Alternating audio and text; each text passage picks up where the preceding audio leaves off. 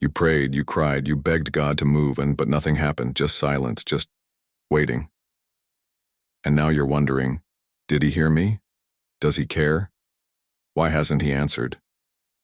Waiting is one of the hardest parts of faith. It feels like time is moving forward for everyone else, while you're stuck, forgotten, alone. But waiting is not punishment. It's preparation. God's silence isn't neglect. It's strategy. He's working in the background while shaping what's inside of you.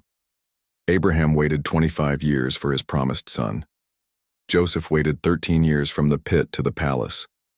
Moses waited 40 years in the wilderness. Even Jesus waited 30 years before he stepped into ministry. Why so long? Because calling without character is dangerous. Purpose without preparation is incomplete. God was never late. He was building something stronger in the waiting. Maybe he's teaching you patience, maybe he's strengthening your faith, or maybe he's preparing something far bigger than what you asked for. Sometimes what feels like a delay is God's mercy in disguise.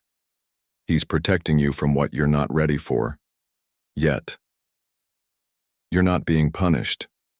You're being positioned. Don't confuse his not yet with no. God sees the full picture, you only see the frame. And if you could see what he sees, you'd wait too. So don't give up.